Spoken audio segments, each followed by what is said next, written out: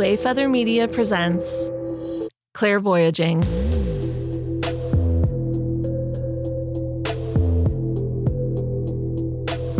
Hello, Lauren. What is up? This is the third time we've started this intro because we still haven't figured this out yet. But I'm not pointing fingers. We're new to this. Some of us are just a little bit better at it than others. Be quiet. I'm not naming names. We're so married, aren't we? Every time my dad hears us argue, he goes, "You guys are so married." Now we're airing it out in public. Anyway, Frank is a tired baby. Maybe I'm grumpy. He's a tired boy. He went on a Mexico City bachelor party adventure. I did. So my kid brother's your kid brother. my kid brother's bachelor party. You were the old man of the bunch. I was. Yeah, the last bachelor party I went on, I was the youngest, and this time I was the oldest, and I felt like the oldest. But we partied. So you can hear a little bit of Frank's thin veil that he's experiencing right now because he's so tired. Or something. Something's going on. Interesting things have begun happening. There's here. there's a trickling of psychic ability coming through, maybe? I don't know. So the way we start this interview, you'll see, like, usually we start with a hello, hey, welcome to the show. But this time, because we talked about my little event, we're going to open the show that way. It's a little behind the scenes for what you might be used to. Yeah, we would have cut it out, but we were like, well, this is part of it. We have a great guest today. Her name is Courtney Dawson. She is a psychic medium from Canada. She is. And she's incredibly kind and funny. That too. And she teaches mediumship classes. She does. Thank you, Frank. I feel like you're the hype person right now. I am the hype person. And I really enjoyed talking to her. I want to talk to her again. Maybe I want a reading or something. You should. We had a great time. We did. Enjoy. Courtney Dawson, thank you so much for joining us. Sorry for the delay. Oh, that's okay. No, it's all good. All good. Just so you know, the reason why we're a little behind, I just did an emergency smudging of my house. I just got back last night from my little brother's bachelor party in Mexico City, which was, they're younger than me. Wild. Yeah. And so I'm like, oh, let me sneak in a little nap real quick because I'm like underslept and I don't see spirits, but I did see something like standing over me when I was laying down. I'm like, oh, I guess I'm gonna get up and smudge real quick because that was weird.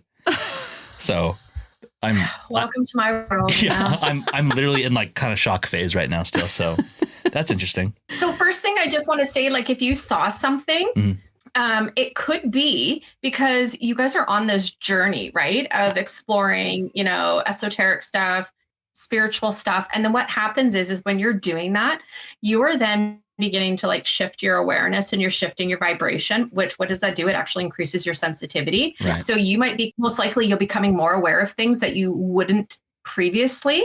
So I'm glad that you smudged because you don't want uninvited guests. Right. So that's really good, but never have fear. Remember, nobody has more power over your home, you, or anything like that. I had a small event while I was in Mexico City too. I didn't tell anybody. I might have actually seen another spirit like right before I fell asleep and it tripped me out. But again, not scared, just shocked because this is new to me. I get it. Yeah. Dude, I'm sure you do. Join the club, right? Really I'm in. You're just going head first. Going for it. Tell us about yourself and how you got started as a medium. Okay, so the short version is I have been a sensitive my whole life. I've always seen the spirit world, meaning I've seen them with my eyes. And I've always had encounters from my youngest years that I can even remember. My earliest age I actually remember, I was 3 years old, which is so funny because my God, if you ask me what I did yesterday, I have no idea. But it's interesting when you have these spiritual experiences, they really leave a deep impression in you. And so it was really this journey of discovery, learning more about myself, and growing up in a religious home, I really had nobody to help me. I had no idea what the hell was going on. And it freaked me out, caused a lot of anxiety. Before we start recording, Frank, you're talking about, different things. And like, I've had those experiences in my life where there are people standing in the door frame, looking, watching, and I don't know why. And this is before I started developing. So I didn't know how to attune, how to turn myself off, or at least turn down my sensitivity. I didn't know how to communicate. I just didn't know anything. And so it really caused a lot of fear. And growing up in a religious home, my family didn't believe in afterlife communication. They always thought it was negative, and that it was, and this is kind of like a little creepy, but with the religious aspect, they always believed in like, oh, it's just a negative energy or like a demon pretending to be your loved one to like draw you into some negative thing, which it sounds fanciful. But at a young, impressionable age, I didn't know the difference. You know what I mean? Yeah. So it caused a lot of fear. And I had a hard time reconciling that. And as much as I did my best to tune out my sensitivity, it didn't stop me from having countless encounters with the world of spirit, with all different kinds of people from the other side, some that were pleasant, some that weren't pleasant, animals, all kinds of stuff. And I didn't know how to cope. So, suffered with anxiety, because who do you talk to about this stuff? Right. Yeah. Where do you go? Who's going to be your support system? I had nowhere to go. And then I know I've shared in previous interviews, like I was with my first husband from the time I was 16 till I was 30. Oh, wow. Very, very psychic in addition to the mediumistic abilities. I didn't know it was psychic, but I always knew stuff. I knew he was shady, and I used to call him on his stuff all the time. And he'd be like, how does she know? Girl knows. But it was interesting. I would just know certain things and they would happen. Even from a young age, I had a lot of precognition, meaning knowing certain events that were going to take place before they happen. My parents always listened to it, but their like religious understanding was, oh, it's just God talking to her or angels talking to her. Yeah. So, okay, no problem. But then when I was with my first husband from 16 till 30, I was having, it wasn't the greatest marriage. It was tumultuous. And there was a lot of emotional stuff I was going through. And it was interesting because it was at that time that I started to even have an increase in my awareness of energy from the living, from the so-called dead, and I didn't really know what to do with it. Well, when I got divorced, I started going to Reiki, and it was like this catalyst. It opened up the door. And for anybody who knows anything about Reiki, it's just so beautiful. I love it. Yeah. I'm actually got my level 2. It can increase your natural intuitive abilities from 50 to 80%. Oh, it's true. Yes. And I know that you're doing Reiki too, right, Lauren? Yeah. I'm going to take my master level in March. But it has kind of made me a little bit more like, I don't know, I have like more heightened awareness or something. Absolutely. And it's known to do that, right? Yeah. So I really had this like door blown wide open. Wow. And these abilities were coming in like full force. Like how I'm seeing you guys on the screen is how I was seeing spirit. That's amazing. How did I know it was spirit and not like a living person? It's like this inner knowing in your gut. It's like, you just know that you know, and you don't know, but you know. So they look like 3D to you? Like in the beginning stages, when I was really opening up to my spiritual self, like from an early age, I was seeing them like solid. They looked solid. And really what that is objective clairvoyance, meaning that I'm seeing them in an objective way, like outside of the mind. And then subjectively means that you're actually seeing them with your mind's eye. Some people might think, imagination. Well, it's not, because it comes in so quick. Right. Oh, okay. Yeah. And so I was seeing them like that. But then as I got older, I was tuning out that sensitivity. But when I started going to Reiki, getting Reiki treatments, not doing Reiki myself, it just heighten those natural abilities. And then, yeah, I was seeing them objectively, like solid, like how I see you. And I thought, oh my God, what's going on? Right? Didn't know what to do. Yeah. And of course, some of that anxiety, actually a lot of it came back because, again, didn't know what to do. But it was interesting because when I just sent out the thought to whomever, I didn't even know who, but somebody, can you help me figure this out? Because I don't know what's going on. I need some help. And when you send out that intention, the universe, your spirit guides, whether you know you have them or not, y'all do, they come to support you. And they did for me. And it was about another 3 years later that I ended up going to some friend's house. We had dinner, we're hanging out. And then they told me about this church that they went to. And there was these mediums in this church giving messages. I thought, what? Like, when I'm thinking church, there's, oh my God, communion, there's prayer. There was no mediums in churches when I went to church or Sunday school. Yeah. Yeah. So, what are you guys talking about? Yeah. And I also went to a Christian private school as well. So that doctrine and that creed was like really ingrained within me. But yet I was still having these spiritual experiences. And then I'm listening like really attentively. And something within me, this like voice said, you need to go check it out. And I'm like a slow study, it takes me a little bit of time. Sure. And 9 months later, okay. And I kept hearing that voice, you need to go check it out. But I was like too freaked out to even say to my friends, hey, what was that place you guys went to? Yeah. There's a lot, and this is very common for people that are in the early stages of their development, or even prior to like pre-development, with their abilities, where they're unsure, there's a lot of fear. What are people going to think? All of that kind of normal stuff. Yeah. God, what if my employer finds out? Yeah. I'm going to lose my job. Right. I did that. And I've got another story for that. Oh my God. Oh, wow. I'm going to hear that one. Yeah. So I ended up Googling, and I didn't know what to Google, but I found the place and I went there for a message night. So I said to my girlfriend, really, really good friend, she had, been open to mediums and tarot cards and all of that, which was fine.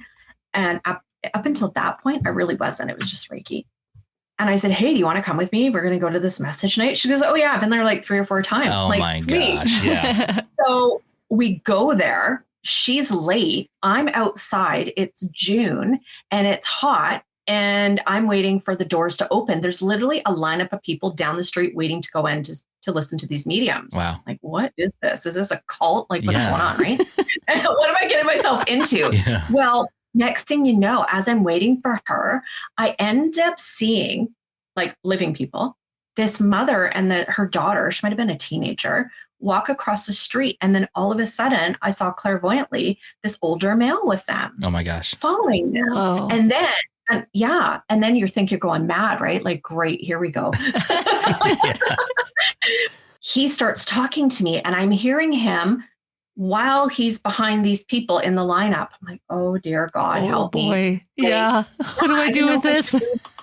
Exactly. Like, what do you do with this? Yeah. I didn't know. And I thought, do I need to leave? Because I was getting freaked out. Right. Anyways, he was really calm. He was nice. He wasn't causing any issues, but it was my own internal fears that were really getting triggered. So he said, I need you to give a message to these people. And he said, this is my daughter. That's my granddaughter. Oh. I'm sorry. I just couldn't do it. I didn't know what a message was. Like, Yeah. come on, right? So anyways, we go into this message night. There was this amazing medium. And she was doing a demonstration of mediumship. And she was also a psychic artist. So for your listeners that don't know what this is. Thank you. A psychic artist is somebody who uses their mediumship ability in a way that they are able to tune into the energy of the spirit and draw them. Whoa. Like draw a portrait. Yeah. Okay. Now, some spirit artists are able to get information about the spirit communicator, i.e., the dead person, even though they're not dead, they just don't have bodies. Right. Yeah. Or it's rare, but it can happen. And I've seen some mediums where they're able to do the portrait and get evidence, meaning pieces of information to help validate who that spirit person is. Right. Right. So she was able to get both. And I sit down, my friend joins me, and this message night's going on. Next thing you know, I start seeing the spirit people line up. What? At the podium where she is. Yeah, like how I'm seeing you. Oh, that's I'm amazing. thinking, Oh, well, I didn't think it was amazing, right? I literally thought I was hallucinating, and I had a water bottle, and I looked and I made sure the cap was on. I thought somebody spiked my drink. Oh my Like gosh. I'm hallucinating. I kid you not, anxiety kicked in overdrive, right? And these people were lining up, and I literally seen them come out of the wall, which I later learned. I'll tell you something else. It was a portal. Okay. A doorway. So they were coming through. Well, I was seeing that, and I just couldn't reconcile. So I kept my head down because I didn't know how to cope. And my friend goes, "What's going on?" I said, "Nothing. Don't worry about it. It's good." She doesn't know anything about my abilities at all. Yeah. Then I hear the older man say to me, "You need to give a message to them." I said, "I can't." He says, "That medium's not going to give a message." And one of the portraits that she had done didn't get claimed. He says, "That's me." Oh God, here we go. Yeah. I end up leaving the church, and I'm walking across the street. He's still talking to me. He says, "I need them they need this." And I said, "Look, if they cross the street with me, fine, I'll give it to them." My friend's like, "Who are you talking to?" I'm like, "Oh God." And because I'm hearing him like a normal person. So I'm talking to him like vocally. And I said, "Okay, oh my God, they're walking across the street." And I said, "Well, if they park beside my vehicle, then I'll do it." I'm basically trying to get out of it. Yeah. I kid you not. They parked right beside me. The same make and model of my car. And how I knew, they clicked the little remote. Yeah. Lights went on. I'm like, holy shit. Okay. I end up going up to them, and I said to my friend, "Hey, hang tight." She's like, "What? When are you going to talk to them?" I said, "Because there's this guy, this spirit guy, and he's been bugging me all night." She's like, "Is that why you've been acting weird?" I said, "Yeah." Oh. So I said to these people, this mom and this daughter, I'm like, "You came here to talk to your dad, your grandfather tonight." She goes, "Yeah." And I said, "You didn't get the message that you were looking for?" "No." And I said, "I really am sorry to bother you, but like he's been with me all night and won't leave me alone. Are you open to hearing what he has to say?" "Absolutely," they said. I'm like, okay. I didn't know what I was doing. It sounds like you had your approach ethics down right off the bat, though. That's great. Yeah. Yeah. And for those of you that are interested in learning mediumship, don't ever give random mediumship readings in like grocery stores, parking lots. Okay. This is the undeveloped Courtney. I mean, but in this case, like they were coming for that information. So I feel like that was like your entrance into like, this is okay because you were just here for that, you know? Yeah. But I still wanted to ask their permission. Oh yeah, for sure. Like, who am I? Some random chick in a parking lot saying, "Oh, I got your dad here." Right. It was a catalyst that completely changed my life. So I said, "Well, he's telling me go inside. There's a portrait left. That's him." They go grab it. They come back. They're like, "Oh my God, that is my dad." And I said, "Okay, well, here's what he wants to say." And that was exactly what they needed to hear. He brought through specific, accurate information that blew their mind while my friend is standing there and her jaw is like down to her chest. She has no idea that you had this ability. Yeah. No, she goes, "What are you doing?" I said, "I can't help it. I can't help it."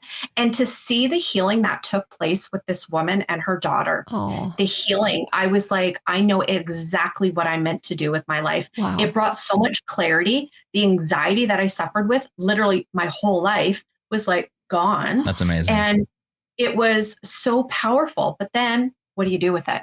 And then it was this journey of development. And it was incredible. And, 10 plus years into being a professional medium, it has been such an honor to be a voice for the spirit world. I started with, just sitting in development circles, learning how to understand my own unique abilities. And then I ended up getting into the spiritualist ministry training and got ordained. And I have had the privilege of serving people on both sides of the veil, weddings and funerals, and teaching classes and workshops. And I have gotten to travel the world to learn mediumship, to demonstrate mediumship.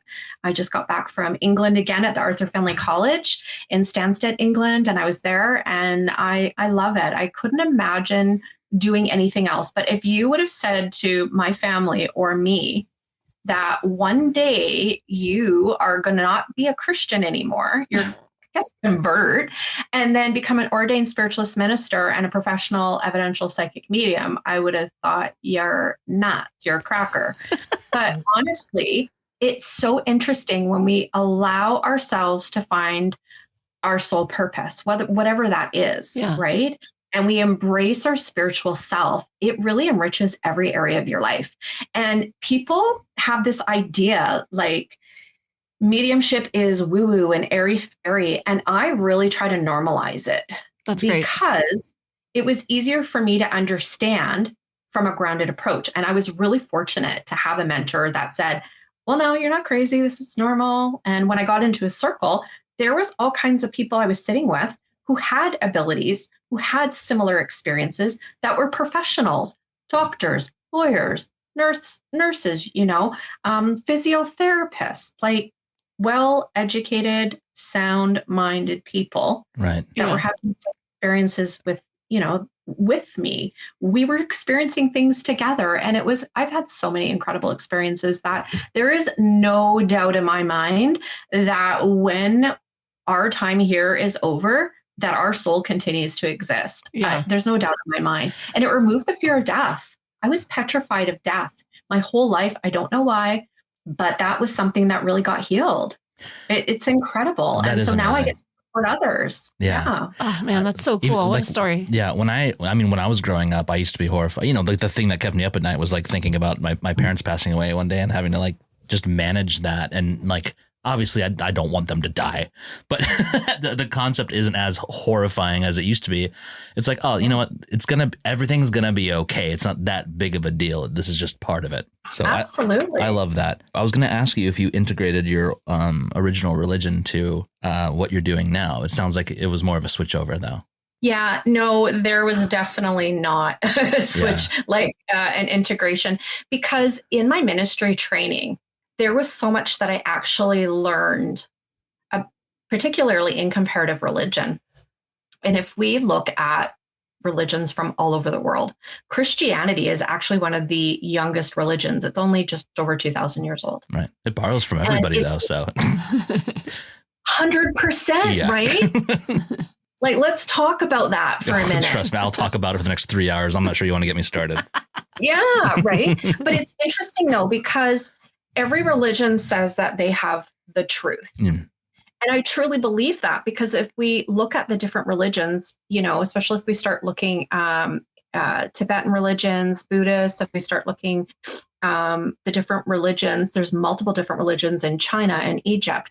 They're all common links. Mm-hmm. They have like a story of the Virgin Mother, or an idol that, depicts that. They've got the savior God or the savior son. Even the Celtics, it's very, very interesting.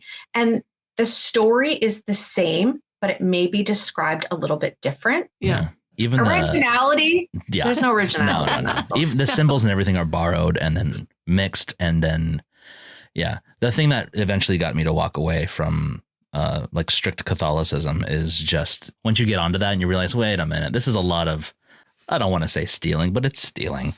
And then plus the like dogmatic, like human made stuff that's just clearly for like, I don't want to say control, but I'm going to say control. It is control.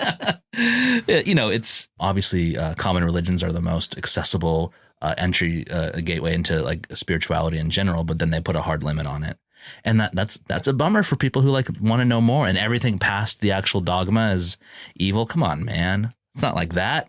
No. And it's scary for people when they want to start exploring their spiritual self. Like, people can experience the loss of a loved one. They can have a traumatic event. Maybe it's a divorce like me, or they have a near-death experience, or they get into a major accident and they have this spontaneous spiritual awakening, and then they start seeking out answers. And like you said, Frank, the first place they go to is like an organized, recognized religion. Right. And what happens is they start getting immersed in the teachings and the doctrine and the dogma.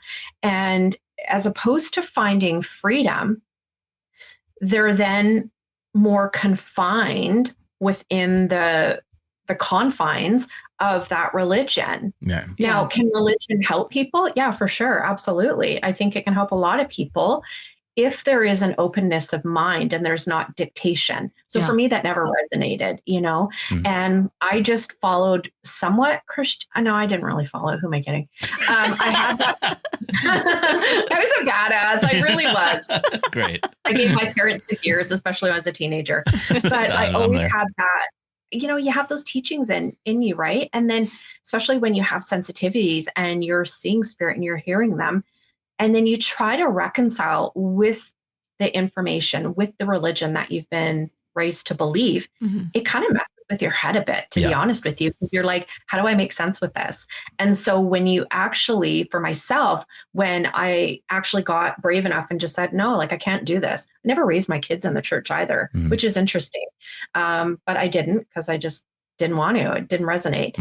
I found so much clarity, and it was like, oh my God, I don't have to be told what to do. Right. I'm responsible for my own life. I get to decide my good and my evil. You know what I mean? Yeah. Not some, omnipotent character. Yeah. Right. And it really changes the way you look at life, particularly when you start exploring spirituality. And spirituality is such a broad word, broad topic. There's a lot of stuff in there. But for myself, I just tried to keep it simple. I really just wanted to be grounded in who I was. And I was able to do that through developing my mediumship. I love that. While it is all very nuanced and like who can see what or experience what, the basics are quite basic. It's hey, just so y'all know, there's something that happens after you die. And then if there's any big takeaway, like that's kind of the thing. It's like, this isn't it. It's not just this. So wait, how did your parents, once you made that shift, like, were they like, was there judgment, or like, how do they treat it now with like your mediumship and all that? So I didn't tell my dad because my parents are split, both remarried. My dad and his wife are pretty religious, very set in their beliefs. So that was not a safe space at all for me to open up and talk about. Yeah. Just wasn't. And so I did muster up the courage to tell my mom, because for some reason, even though she's Christian, she started watching The Dead Files, Amy Allen. Yeah. I like some Dead Files. My parents like The Dead Files now too. Yeah. I really like it with Cindy Kaza. I think she's amazing. But back to my mom, she was watching these shows, and I thought, okay, well, maybe I can tell her, like, I've started sitting in a mediumship development circle. I'm taking workshops. Yeah. Mom, all those experiences that I were having growing up that you know about, it's because I'm a medium. And she was pissed. She said, don't use that word with me, medium. I'm like, what do you mean? So anyways, her and I hardly talked. Wow. And it put like a big wedge between us. But I just thought, whose life am I living? Hers or mine? Right. Yeah, that's I can't do this anymore. I can't.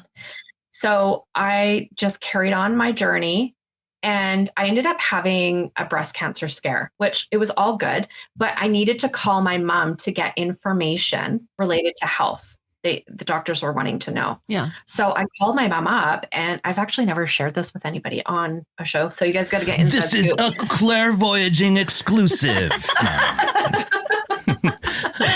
So I ended up calling my mom, and I said, hey, got a scan. They found something. I'm waiting for a bunch of more tests, diagnostics to get done. I need to get family history. So start talking to her, get family history, give it back to my doctors, etc. And we ended up somehow healing that relationship because of that health crisis. Because it's what matters the most, caring about the people 100%, you love. 100%, right? At the end of the day, the only thing that ever matters is love. That's it. Yeah. Your relationships are the most important thing in your life. People can have fame and notoriety and all of this, but at the end of the day, if you have people that you love, that reciprocate that love, you are rich. Yeah. That's true. Right? Yep. So it totally healed my relationship. Now I got to tell you something else. So I quit my corporate job, had enough. I was in a car accident, had lots of pain, had to quit my job. I just couldn't work in the office anymore. It was horrible. Not the job so much, but the pain. I couldn't do it. What were you doing? I'm always very interested in what psychic mediums were doing before. Yeah. All I'll say is I was affiliated with agriculture. Okay. That's all I'll say. Wow. Got it. Just because, I'll just say that in agriculture, and there's a lot of different levels in agriculture, But anyways, I end up getting to this point where I'm like, oh my God, I can't do this. And Spirit World had pre-told me, you're going to leave your job by this date. Wow. And I said, but I don't want to. And they said, you're going to leave your job by this date. And I go, oh, all right. So the pain kept getting worse and worse. And I said to my husband, I don't think I can do this anymore. I don't know. I don't think I can. It's just too much. And the date they gave me was November 1st. And my husband said, well, what you're going to do is just start putting money away from your check and then open up your booking calendar 2 months before you want to leave. And if it's full, cool. If not, well, tough it out for a bit. I'm like, oh, great. Oh. I kid you not. And this is around the time that I was having this, breast cancer scare, which was all clear, by the way, which is wonderful. Wonderful. I end up having this urge to I needed to let go. I needed to go do something. So I did. Anyways, I was trying to plan it out because in agriculture, there's different seasons that are really, really busy, the spring and the fall. And I gave my notice, and my last day of working day was October 30th. Oh my God. November 1st was a Sunday. Wow. How about that? And I had opened up my calendar and I was booked 2 months out. And I've been booked since. That's amazing. Yeah. So they really supported me with that. And my dad never, and what's so weird, getting back to my dad, he never asked, like, what do you do? What are you doing for work now? How are you making money? Like nothing. It was so bizarre. Wow. That is weird. Yeah. That's a whole other topic. But that's okay. What am I doing? So I'm slinging spirits right now, Dad. Yeah. Look the other way. It's so funny because I always say I sling readings, jokingly, right? But long story short, I end up joking around, having a conversation with some people, and they're like, what do your parents think? I'm like, well, my dad doesn't know. How does he not know? I said, oh, well, if he wants to know, I said, he can Google me. I kid you not. My dad found out. It'll be 2 years ago this March. Wow. I don't even know the date, March 24th. My dad, who is a born again Christian, was sleeping, got woken up in the middle of the night, 2 a.m, heard a voice say, Google Courtney. Oh my dad found my Google business listing page, read the reviews. That's how my dad found out. I just got chills. I did too. That's awesome. That's crazy. And what was his response? Well, he talked to everybody else in the family but me. So I ended up calling him out on it. We had a big fight, whatever. And then we ended up having a conversation on the phone. And he's very sad about it. He doesn't want to talk about it. Well, that's fine. You're off all my socials because you aren't going to like what I post. Right. Oh my gosh. And this is crazy. You can talk to me if you want, but I'm not hiding who I am. Mm-hmm.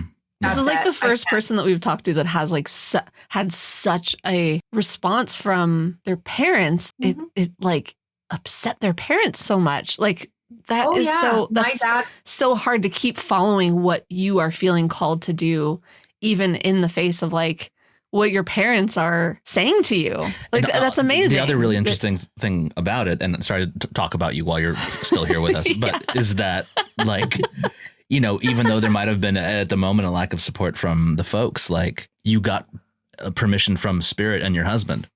And that is so supportive in its own way, like knowing that you need to follow through with that. Yeah. I loved your husband saying like, check your calendar, like book up some appointments. Amazing. That's so cool. And that's when you are in this journey, whether you're wanting to discover mediumship for yourself, whether you're wanting to learn how to connect with your departed loved ones, whether you're wanting to just find out more about life after life, if you're wanting to be able to help others with your spiritual gifts, it is a journey of self-discovery. You learn so much about yourself. Yeah. It shifts your views about life. It changes the way you show up in life.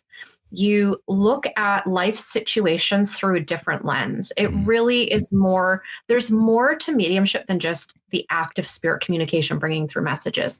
And it was such a liberation that I experienced when I finally embraced who I truly was, as a medium. But here's the thing, I'm a person first. I'm a human before I'm a medium. Sure. Yeah. Yeah. Yeah. I like your approach seems very, very grounded. Like it has practical. to be. Yeah. Yeah. So Too many people are woo-woo about it, and it drives me mad. Yeah. Yeah, we're really we're like finding the line between the like, I don't know, kind of that fake feeling of like fake spirituality, woo-woo, and then the people who are like living it, doing it. It's kind of gatekeeping when you put it behind the woo-woo, like you don't know this. It's we've talked about like it's ego. Yeah. And you're kind of like, come on, I could teach you. Yeah. And that's really cool. I love it. I do. And that's the cool thing. So I was actually at the Arthur Findlay College for the second time this past September. And I go there, I take courses and training because mediumship is a lifelong journey and you can always learn new stuff. There is not one way to, there's not a cookie cutter way of mediumship and how to do it. So when I was there in the garden, there is like a cement pad. We're having tea in between classes. And I was having a conversation with a couple of fellow mediums. And the topic we were talking about are mediums born or made. And I had said, well, I believe everybody has the potential to develop mediumship, to learn it. And I don't think everybody is meant to take it to a professional level. Sure. And I'm not saying that because I do it professionally. The spirit world actually was saying, no, this is what's going to be going on. If you would have said to me, oh, you're going to be doing this for a living, that wasn't in my heart. It was always about service to the spirit and to those that are still here. And this woman who wasn't even in our conversation chimed in, was pissed off and argued with me. And I said, I don't need to argue with you. I said, I've proven it. Yeah. I've proven it. What was her argument? Her argument is that she does not believe that people are able to learn mediumship. You're either a medium or you're not. And I said, well, I don't believe that. Wow. And this is my position on it. Before you're a human being, you're a spirit first. Mm-hmm. So you innately already have the capabilities within you to be able to recognize the presence of the spirit and recognize the language of the spirit. It is your human mind that needs to remember, or in other words, relearn that form of communication. Now, like some people can learn how to play a piano or play a guitar, right? Some people are going to be better at it than others. Mm-hmm. Some people are going to do it for a hobby. Some people are going to make a vocation out of it. Some people are going to take it to, like a world stage and become professional and all of that. And I don't say I'm on a world stage. I'm very humble about what I do because I think I need to be. That's me. Sure. Yeah. And I really believe that. And I have taught countless people globally through my online school. And even in the local spiritualist churches, particularly one where I was ordained out of, I was teaching classes all the time. People that got no experience, I have taught them. And it's not because I'm special. There is certain things you need to know in order to shift your awareness and to be able to recognize the presence of the spirit and to understand what they're actually saying. Does it take time? Absolutely. But if you got time, you can develop it. Right? And then part of that is just opening up. Like if anybody is willing to open up, right? I would imagine that like you said, with like Reiki or with something that gives you a little bit more access or understanding would help that person kind of develop that skill, right? It is, but it's not necessary. Mm. Right. But that said, it sounds like being too tied to your like foundational beliefs is a serious roadblock. For sure. Yeah. And that could be anything. Oh my God, absolutely. People that are know-it-alls, that are not open-minded, that are very judgmental, that are not teachable, how are they going to learn? Yeah. You have to be in a place of heart-centeredness. You have to be able to move your awareness, meaning the perception of the mind, just be able to shift it so that you're able to take all of that mental chatter and kind of put it in a box, put it in the shelf. So that way you're calm and passive. You want to be relaxed and calm and passive, which is why meditation is so important.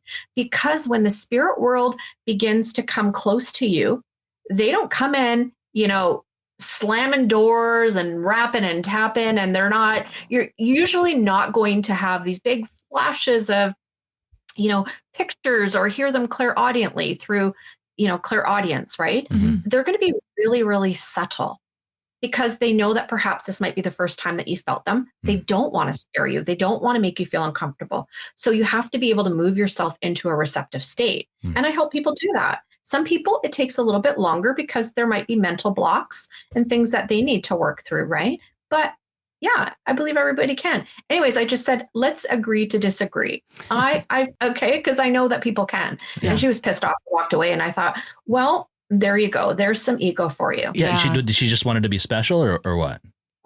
I didn't even entertain the conversation that long, Frank, because I just thought it's a losing cause, whatever. She wanted to be special, definitely. She wanted to be special. Yeah, and I don't think mediums are special, but I do think that we have super normal abilities that allow us to bring healing to the other side, to bring healing to those that are here. And mediumship really can enrich your life. Can you define the difference between psychic and medium? It is one of the most common questions that I get asked. So a psychic is somebody that is able to tune into the atmosphere of a person, like a living person, a place, a location, or a thing. So an object, a home, a building, etc. A noun. Person, place, or thing. A noun. I love that. And when they're tuning into that place or noun, if you will, there is an energy that is there. And what they're doing is they're reading the energy and they're getting information. So a psychic is going to be reading information from the physical world, whatever that is. I've got a remote control here. If somebody who, for whatever reason, maybe somebody really liked it and held it a lot, their energy is going to get imprinted into that remote. And if I were working psychically, even if I was using psychometry, I could hold that remote and I could tune into the energy in it. I could tune in and find out information not only about the remote and where it was manufactured and all that. I can tune into the people that have held that. Wow. Right? So it's all about tuning into the physical world. A medium who is also psychic is going to be shifting their awareness and getting the information from the spirit world, a spirit communicator. Okay. So a medium is somebody that is going to be getting information from a spirit communicator, and a psychic is going to be getting information from a living person or an object, place, or thing. Are there psychics who are just psychic about things in the living world that cannot communicate with spirit? Correct. Okay. And are mediums always psychic? Okay. It's kind of funny because it's a term that's been used, I don't know, maybe the last 20 years. It's really popular now. And yeah, I guess you could call me a psychic medium, but like on all my socials and on my website, it's just medium Courtney Dawson. Because anybody that knows anything knows that a medium has natural psychic abilities, has the ability to perceive energy. Yeah. That makes Everything sense. Everything has energy, whether it's living or not. And it's just a matter of what you're tuning into, where you're getting the information from. So psychic is going to be getting it from the physical world, medium from the spirit world. This clears up a lot of stuff for me, actually. Yeah, me too. I like that a lot. Can I ask you, you used one more term that I'm not familiar with, actually, psychometry? Yeah, you're working psychically, but it is the art of reading objects. Okay. So what somebody would do is you want to ground your energy. So I like to do that, feet flat on the floor, and just really feel the earth energy. You can visualize, true roots coming out of your feet, going through the earth. You just want to be grounded, meaning you're connected to your physical body. So when you get impressions, it's going to give you a gauge of what's your mind and what's actually coming in intuitively, if that makes sense. Yes, it does. So then what you're going to do is in the palms of your hands, you have chakras. We have like hundreds of chakras in the body. Oh, I didn't know that. People talk about like the 7 main chakras that run up and down the spine. Yeah. But we actually have hundreds. So in the palms of your hand, you're going to have some energy centers here. And how to activate them, I like to just rub them. And then when you do that, of course, you're going to feel a little bit of friction and warmth. But if you leave that, I can actually already start to feel like a bit of a energy of feeling coming out of my hands, actually quite a bit right now. And then what you would do is, for example, take an object, for example, like the ring, and I'd place it in the hand and I would hold it, kind of cup it. And then all I'm going to do is just sit and just allow my awareness to feel into the energy. Because remember, you are the instrument. Right. So how you pick up information, you might see something, you might hear it, you might feel it, you might just know. Or have this thought that comes in so quickly, you go, where did that come from? Like, that's not even my frame of reference. That has to have come from somewhere. So then you just sit with it. And it's a really good exercise to do with people that are wanting to develop their natural psychic abilities. And you can also do this with friends. Have somebody give you an object, follow those same exercises, those steps, and hold an object.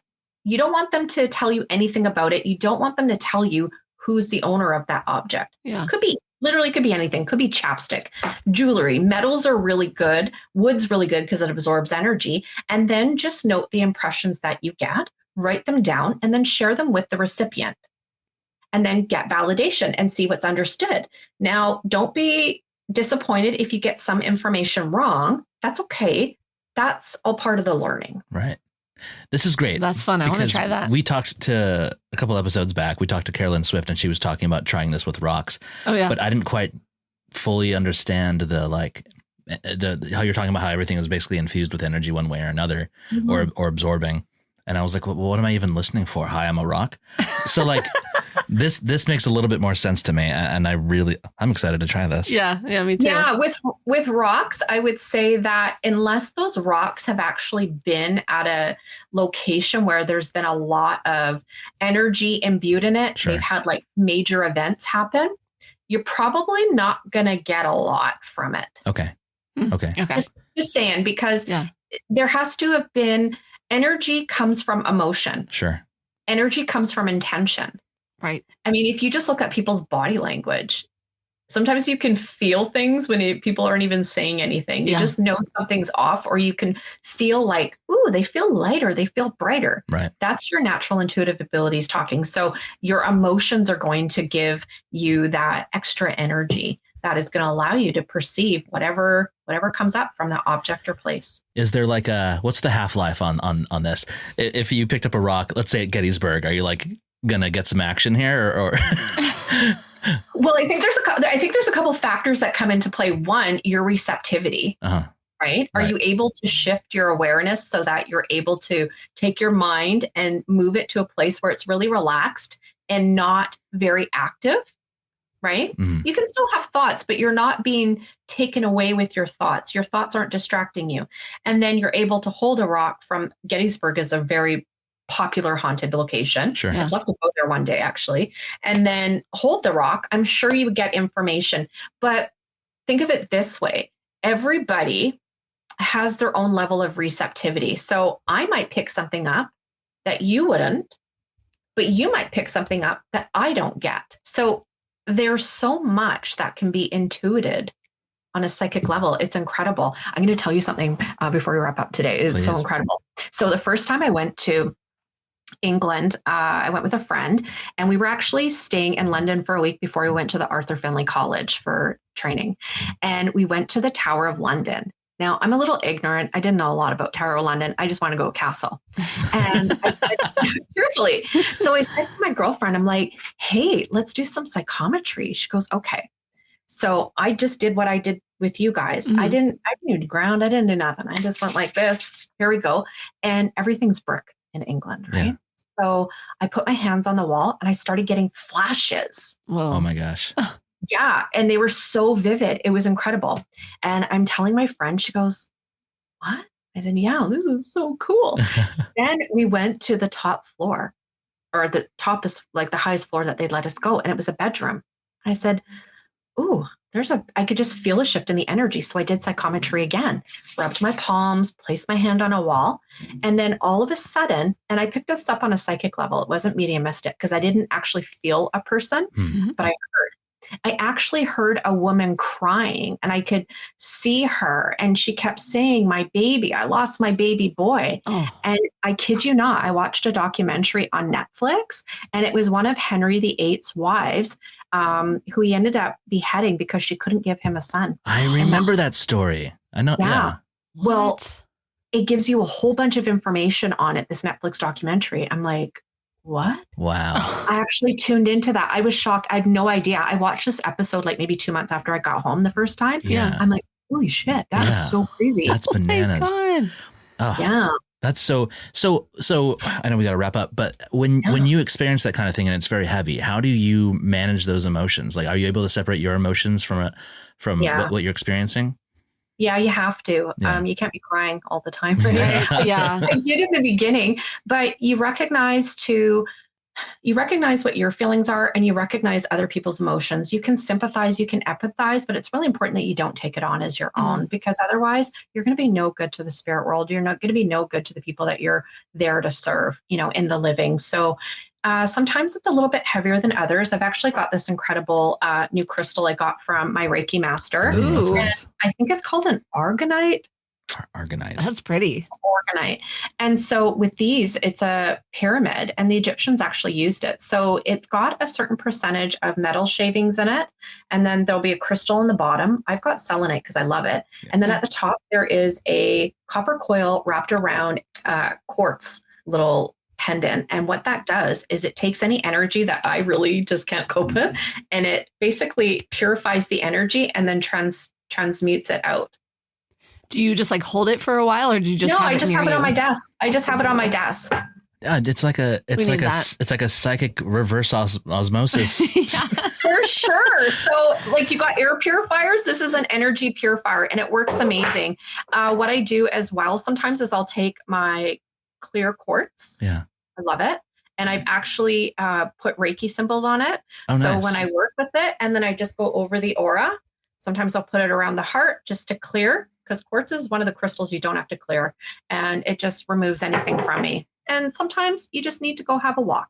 Yeah. That's it. Yeah. I want to do that too. Yes.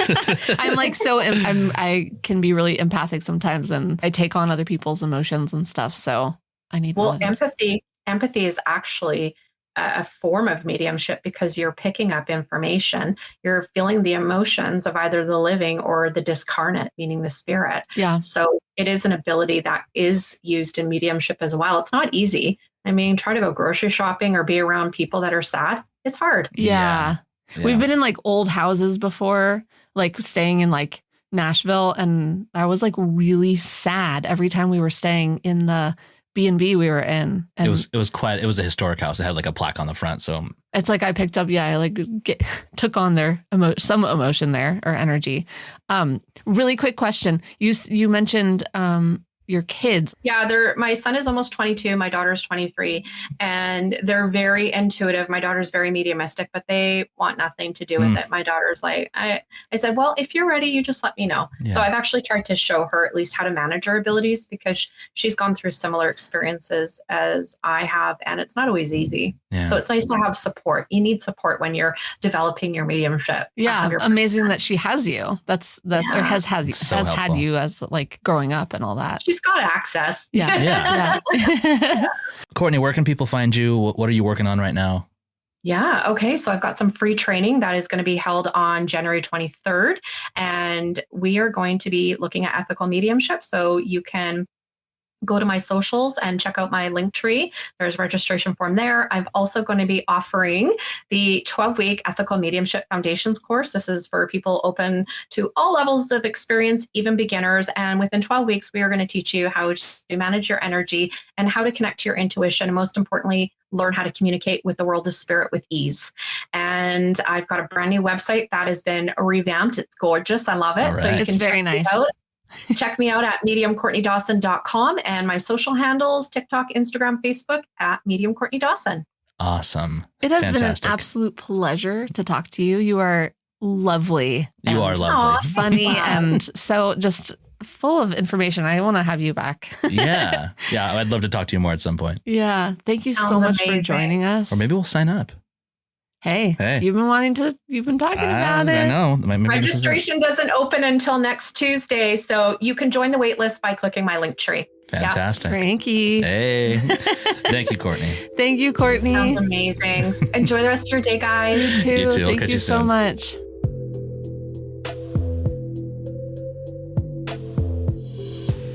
Thank you for listening. Visit www.clairvoyaging.com for show notes, merch, or just to say hi. If you'd like to support our journey, visit www.buymeacoffee.com/clairvoyaging. This has been a production of Wayfeather Media.